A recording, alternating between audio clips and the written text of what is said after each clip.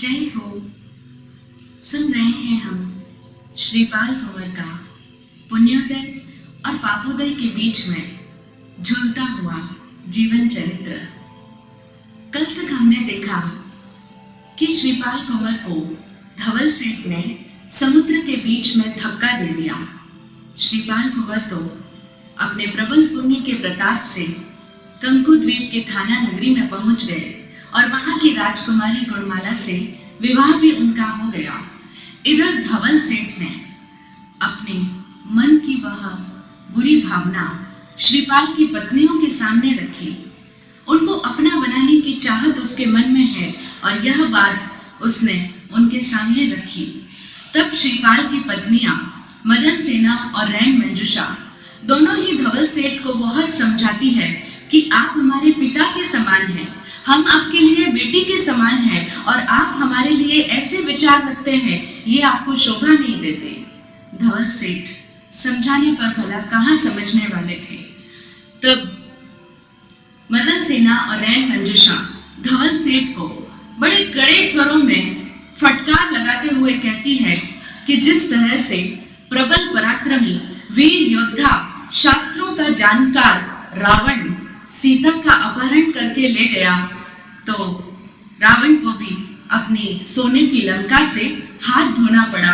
उसकी सोने की लंका भी छिन गई और आज तक लोग रावण को खलनायक के नाम से जानते हैं और आज भी दशहरे पर रावण के पुतले बनाकर जलाते हैं। लेकिन धवल सेठ भला उनकी बातें कहाँ समझता। वह ना तो उनकी बातें सुन रहा है और ना ही उसे ये बातें समझ में आती है।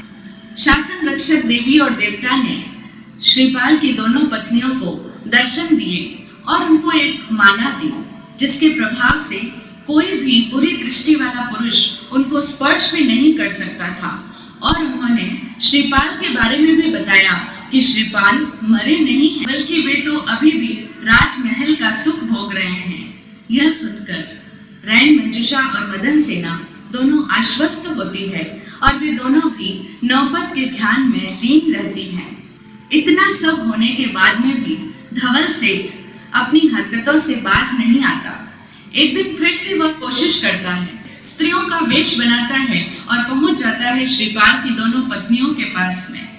जैसे ही वो उनके करीब जाने की चेष्टा करता है कि तभी मानो उसके शरीर में करंट का झटका लगा और वह पीछे हो गया। माला के प्रभाव से दोनों के शील की रक्षा हो रही थी। अब धवल सेठ के जहाज पवन के प्रवाह में चलते चलते पहुंच गए कंकु द्वीप पर ही, जहां पर श्रीपाल कुंवर भी पहुंचा था। अब उसके सारे जहाज कंकु द्वीप के समुद्र किनारे आकर के लगते हैं और वहां आकर धवल सेठ सोचता है कि यहाँ के राजा को मैं पहले ही भेंट इत्यादि देकर के प्रसन्न कर लेता हूँ, ताकि मेरा व्यापार इत्यादि का कार्य अच्छी तरह से हो जाएगा। यह सोचकर धवल सेठ भेंट लेकर के राजा से मिलने के लिए राज दरबार में उपस्थित होता है। धवल सेठ जैसे ही राज दरबार में आया तो वहां राजा के बिल्कुल बगल में ही श्रीपाल कुंवर को बैठा देखा। जैसे ही श्रीपाल कुंवर को देखा हैरान रह गया। सोचता है, क्या ये वास्तव में श्रीपाल कुंवर ही है? बार बार अपनी आंखें मलता है, फिर देखता है, फिर अपनी आंखें मलता है और यह जानने की कोशिश करता है कि मैंने तो श्रीपाल को सागर में धक्का दे दिया था, क्या ये जो मेरे सामने बैठा है ये श्रीपाल कुंवर ही है? विश्वास नहीं हो रहा उसे अपनी आंखों पर कि तभी राजा श्रीपाल से कहते हैं कि ये जो नवागंतुक परदेशी व्यापारी है, आप इन्हें पान का बीड़ा भेंट करके आइए।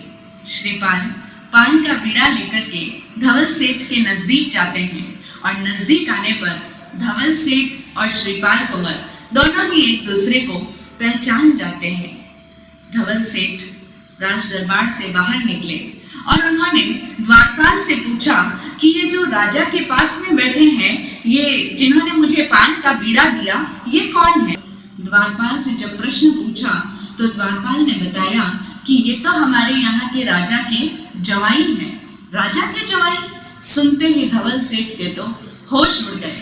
उसने पूछा, ये भला कैसे राजा के जवाई बने?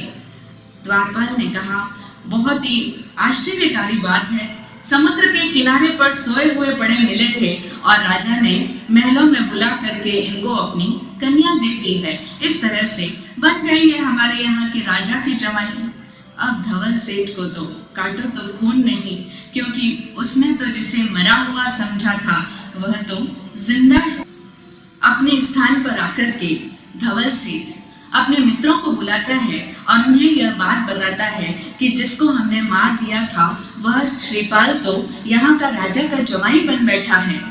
यह बात सुनते ही धवल सेठ के जो 3 मित्र थे, सुबुद्धि वाले, अच्छी मति वाले, वे तीनों उसे कहते हैं कि अच्छा ऐसी बात है तो आप तुरंत जाइए और श्रीपाल कुंवर से माफी मांग लीजिए। आपने जो उनके साथ गलत व्यवहार किया उसके लिए आप क्षमा मांग लो और निश्चित ही श्रीपाल तुमको क्षमा कर देंगे, क्योंकि श्रीपाल क्षमा के सागर है और आपको अब उनसे माफी मांग लेना चाहिए। धवल सेठ को उनकी बात समझ नहीं आती। वे अपनी जगह चले गए और तब वही उनका चौथा मित्र फिर से कहता है कि धवल सेठ, पहला उपाय खाली गया तो क्या हुआ, हम फिर से कोई ऐसी युक्ति ढूंढ लेते हैं कि जिससे श्रीपाल कुंवर का इस बार तो बिल्कुल पत्ता साफ हो ही जाएगा। अब दोनों मित्र बैठे हैं और फिर से एक नया जाल बिछाने की तैयारी करते हैं कि तभी उनको वहां से गुजरता हुआ एक भांडों का समूह दिखता है। भांड लोग पुराने जमाने में मनोरंजन के लिए हुआ करते थे, जो नाच गान करके तरह तरह के करतब दिखा करके लोगों का मनोरंजन करते थे। तो भांडों की टोली वहां से गुजरती है और तभी उनको आइडिया आ जाता है कैसे श्रीपाल को अपने रास्ते से हटाना है। वे भांडों के मुखिया को बुलाते हैं और उससे कहते हैं कि हम तुमको 1 लाख सोने की मुद्राएं देंगे, क्या तुम हमारा काम करोगे? 1 लाख सोने की मुद्राएं, यह सुनते ही भला कौन मना करता काम करने के लिए। भांडों का मुखिया बोला, बिल्कुल करेंगे, हम आपका काम अवश्य करेंगे, कहिए आपका क्या काम करना है। तब धवल सेठ उनसे कहते हैं कि राज दरबार में जाओ और वहां राजा का जो जवाई है जिसका नाम है श्रीपाल, उसको तुम अपनी जाति का बता दो, उसको तुम भांड सिद्ध कर दो, इतना बस हमारा काम है, बदले में तुमको सोने की मोहरें मिलेंगी। अब सोने की मोहरें और वो भी 1 लाख, ये आंकड़ा ही उन्होंने तो जीवन में कभी नहीं सुना था, क्यों न करते वे उसका काम। भांडों की टोली अब राज दरबार में आती है और राजा को अपना नाटक दिखाती है। तरह तरह के नाच गान, तरह तरह के करतब राजा के सामने दिखाए जा रहे हैं और राजा और श्रीपाल दोनों ही राज दरबार में उपस्थित है। जैसे ही नाटक पूरा हुआ, नृत्य गान सारे संपन्न हुए, राजा का मन बहुत खुश हो गया। राजा ने श्रीपाल कुंवर से कहा, आप इन भांडों के समूह को पुरस्कृत कीजिए, आप इन्हें पुरस्कार दीजिए। श्रीपाल जैसे ही उनको पुरस्कृत करने के लिए अपने स्थान से उठता है और उनको पुरस्कार देता है कि तभी भांडों का वह जो मुखिया है वह श्रीपाल कुंवर के गले से लिपट जाता है और कहता है, अरे पुत्र, तुम कितने दिनों के बाद आज हमको मिले हो, इतने दिन तक तुम कहाँ चले गए थे? इतने में ही भांडों की पत्नी वह भी दौड़ी दौड़ी आई और कहती है, अरे बेटा, आज का दिन बहुत ही भाग्यशाली है, आज मुझे तुम वापस मिल गए हो। कि तभी भांडों के दल में से कोई श्रीपाल को चाचा कहता है, कोई ताऊ कहता है, कोई कहता मेरा भांजा मुझे मिल गया। और एक स्त्री आकर के कहती है, पतिदेव, आपने मेरे बारे में बिल्कुल नहीं सोचा, आप इतने दिनों तक कैसे थे, क्या थे, आपका पूरा हाल बताइए, आपके विरह में मैं तो रो रो के पागल हो गई हूँ। ये सब देख करके श्रीपाल कुंवर तो हैरान है, चकित है कि आखिर ये हो क्या रहा है मेरे साथ। उन्हें कुछ समझ में नहीं आ रहा। उनका नाटक पहले का तो फीका पड़ गया और अब जो ये नाटक कर रहे हैं, इस नाटक को देख करके राजा की त्योरियां चढ़ गई। राजा को भयंकर क्रोध आया। राजा कहते हैं, ये कौन सा नया नाटक तुमने शुरू कर दिया है? भांडों के उस पूरे दल को चुप कराते हुए राजा ने कड़े स्वर में पूछा कि आखिर बात क्या है? तुम हमारे जमाता को अपना रिश्तेदार बताते हो। तब वह भांड के मुखिया की पत्नी कहती है कि सुनो राजन, मेरे 2 बेटे हैं, गोवर्धन और श्रीपाल। ये दोनों बहुत लड़ते हैं। जब हम जहाज की यात्रा कर रहे थे तो वहां पर लड़ते लड़ते दोनों समुद्र में गिर गए। गोवर्धन तो भगवान को प्यारा हुआ और श्रीपाल भी समुद्र में गिरा था, लेकिन उसके बाद क्या हुआ वो हमको पता नहीं। हमने तो सोचा श्रीपाल भी मर गया, लेकिन आज का दिन बहुत ही भाग्यशाली है।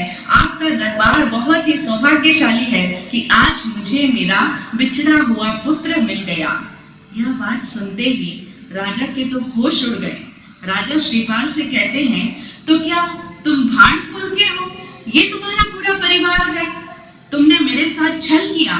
तुम्हें मेरी बेटी से विवाह करना था, इसीलिए तुमने धोखे से मेरी बेटी के साथ विवाह कर लिया है। राजा श्रीपाल पर बहुत कुपित हो जाते हैं। श्रीपाल मन में सोचते हैं कि कर्मों की लीला बड़ी न्यारी है।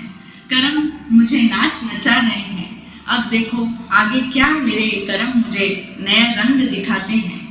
राजा श्रीपाल से पूछते हैं, असलियत बताओ तुम्हारी श्रीपाल, तुम हो कौन ये तो बताओ। श्रीपाल राजा से कहते हैं कि मैं अपने मुख से अपने बारे में अब क्या बताऊं। असली वीर की परीक्षा तो युद्ध क्षेत्र में होती है। दे दो मुझे एक तलवार और आप भी सारी सेना को सज्ज करके आ जाओ रण क्षेत्र में। किसमें कितना बाहुबल है युद्ध भूमि में पता चल जाएगा। तब निर्णय हो जाएगा कि मैं असल में हूँ कौन। फिर आगे कहते हैं कि और रही बात तुम्हारी पुत्री के साथ धोखे से विवाह करने की, तो मैंने तो तुम्हारी पुत्री से विवाह किया नहीं। मैं तो आराम से चंपा के पेड़ तले विश्राम कर रहा था। आपके ही सैनिक आए और आपने बिना मेरा कुल जाने, बिना मेरा वंश जाने, बिना मेरे बारे में कोई जांच पड़ताल किए आपने तुरंत फुरत में अपनी बेटी का विवाह मेरे संग करा दिया। पानी पीने के बाद में अगर आप उसकी जाति पूछो तो यह तो कोई समझदारी की बात नहीं है। अब मैं चाहे कितना भी कह दूं कि मैं भांड कुल का नहीं हूँ, मैं तो राजकुल उत्पन्न हूँ, तो भी क्या आप मेरी बात पर विश्वास करोगे? अंजना सती की बात भी भला किसने मानी थी?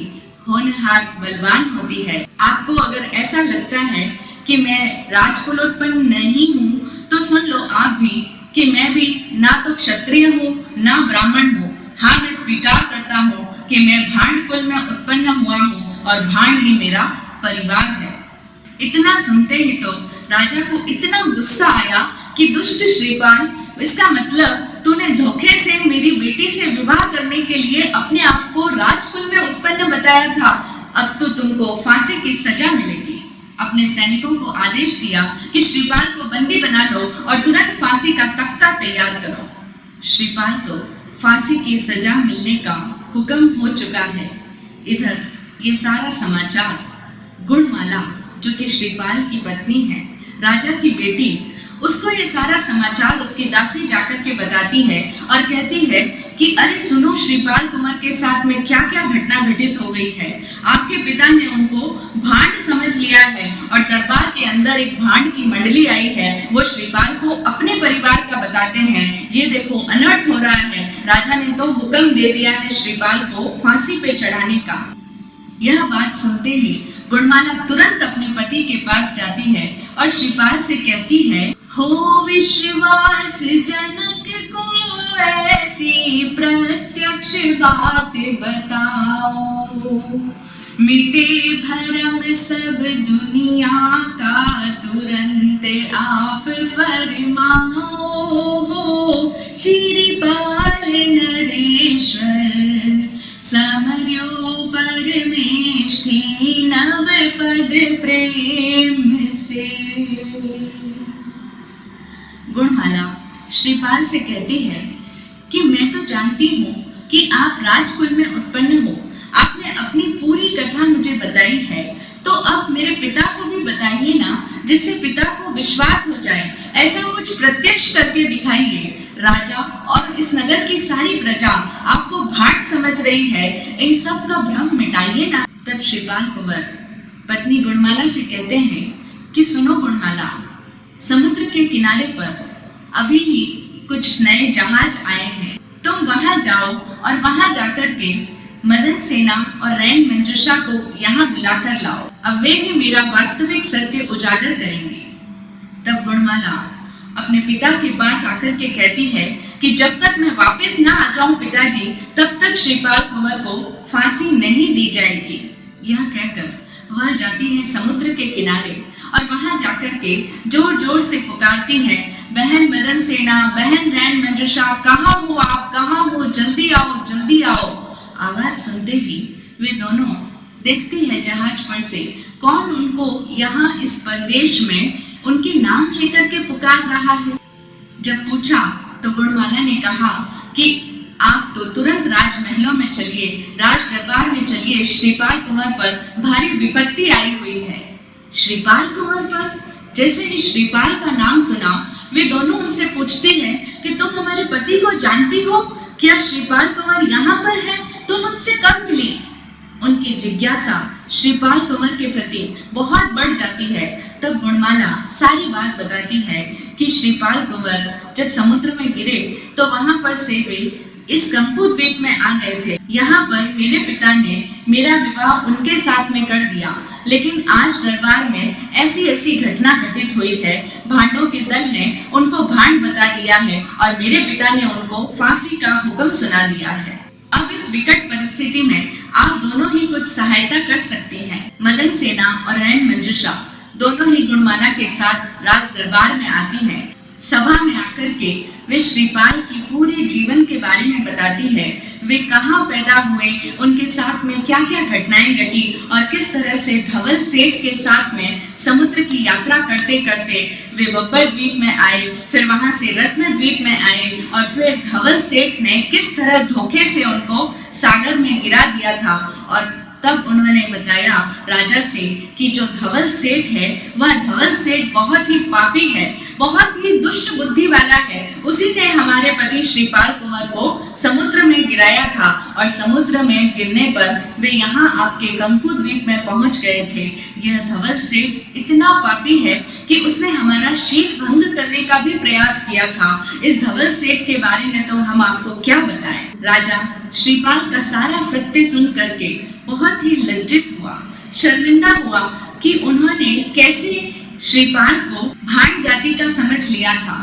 अब वे श्रीपाल से क्षमा मांगते हैं। श्रीपाल को कहते हैं कि आप हमें क्षमा कर दीजिए, आप तो गुणों के भंडार हो, क्षमा के सागर हो। मैंने बहुत बड़ी गलती करी, मैं लोगों के बहकावे में आ गया, लोगों की बातें सुन करके अपना आपा खो बैठा और आपने जब खुद अपने मुख से कहा कि हाँ मैं भांड कुल का हूँ, तब तो मुझे और भी विश्वास हो गया कि आप भांड कुल के ही हो। मैंने बहुत बड़ी गलती कर दी, मेरा अपराध वैसे तो अक्षम्य है, लेकिन फिर भी आप मेरा अपराध क्षमा कर दीजिए।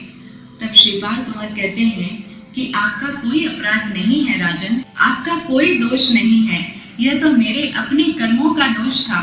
मेरे ही कर्म हैं जो मुझे कभी समुद्र में गिराते हैं तो कभी राजकन्या के साथ में विवाह कराते हैं, फिर से कभी डोम जाति का बताते हैं तो फिर से उस भ्रम को दूर करते हैं। मेरे कर्मों का फल तो मुझे भोगना ही है।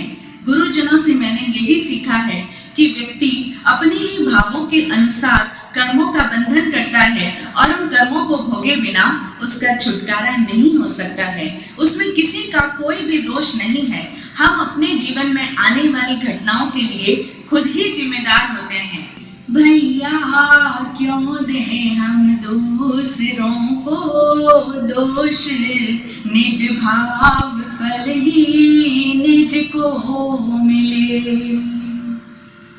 आत्मज्ञानी पूज्य श्री विराट गुरुदेव ने इसी शाश्वत सत्य को इन शब्दों में समझाया कि भैया क्यों दें हम दूसरों को दोष, निज भाव फल ही निज को मिले। जिसको ये बात समझ में आ जाती है उसके जीवन में फिर किसी से कोई शिकायत नहीं रहती। निमित्त सदा निर्दोष है।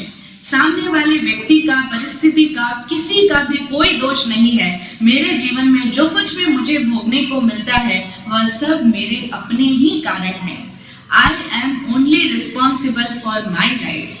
जब ये सत्य किसी को अपने भीतर से समझ आ जाता है तो वह भला किसी अन्य को दोषारोपित कर भी कैसे सकता है। श्रीपाल अपने ससुर जी से भी यही बात समझाते हैं कि आपका कोई दोष नहीं है, निज भाव फल ही निज को मिले। मेरे अपने ही कर्म थे जिसका फल मुझे इस रूप में भोगने को मिला कि आपने मुझे फांसी पर चढ़ाने का आदेश दे दिया। राजा को भी श्रीपाल की ये बात समझ में आती है और राजा फिर उनसे क्षमा मांगते हैं। तब राजा अपने गुप्तचरों के द्वारा उन भांडों के दल की खोजबीन कराते हैं। कहाँ भाग गए वे सारे भांड? राजा के सैनिक जब भांडों को ढूंढने निकले तो वे भांड भागते भागते भी भला कहाँ तक भागते। सैनिकों ने उन्हें धर दबोचा और लाकर के दरबार में राजा के सामने पेश कर दिया। अब राजा दंडित करते हुए उनसे पूछते हैं कि सच सच बताओ, आखिर तुमने ऐसा किया क्यों? तुमने श्रीपाल को अपना रिश्तेदार बताया क्यों? कहते हैं मार के आगे भूत भी भागे। जब मार पड़ती है तो व्यक्ति सारा सत्य उगल ही देता है। अब वह भांडों का मुखिया कहता है, राजा जी हमें तो एक सेठ ने लालच दिया था। उसने कहा कि 1 लाख सोने की मुद्राएं मिलेगी, तुम हमारा बस इतना काम कर दो कि राजा के जवाई श्रीपाल को अपना रिश्तेदार बतला दो, उसको अपनी जाति का बतला दो। इसके बदले में हमें 1 लाख स्वर्ण मुद्राएं देने का प्रलोभन दिया गया था और हम भी लालच में आ गए। हमने इतना धन तो अपने पूरे जीवन में भी कभी नहीं देखा, इसीलिए हमने तो ऐसा काम कर दिया। अब राजा जो धवल सेठ को बंदी बनाकर लाए हैं उसको मारने का हुक्म सुनाते हैं। कहते हैं इस धवल सेठ ने हमारे दामाद जी श्रीपाल के साथ में ऐसा बुरा बर्ताव किया, मैं इनको मृत्यु दंड देता हूँ। तभी श्रीपाल कुंवर राजा जी से कहते हैं, ये क्या अन्याय करते हो आप धवल सेठ को मृत्यु दंड नहीं दे सकते हैं। धवल सेठ तो मेरे लिए बहुत उपकारी है।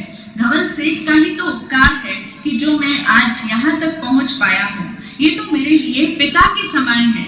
मैं इनको अपना पिता समझता हूँ और इनका मुझ पर बड़ा उपकार है। आप इनको मृत्यु दंड मत सुनाइए। तब श्रीपाल के कहने से राजा धवल सेठ को मृत्यु दंड नहीं देते। धवल सेठ इस बार भी श्रीपाल कुंवर के कारण मृत्यु से बच गए हैं, लेकिन अब भी क्या वे श्रीपाल के उपकार को समझ पाते हैं, देख पाते हैं कि श्रीपाल उनके जीवन के लिए कितना उपकारी है, उनको बार बार मृत्यु दंड से बचाता है। जब उसके जहाज अटक जाते हैं तो श्रीपाल के प्रभाव से ही वे चलते हैं। जीवन में इतने उपकार हैं श्रीपाल के, लेकिन क्या धवल सेठ को ये उपकार दिखाई देते हैं, समझ में आते हैं?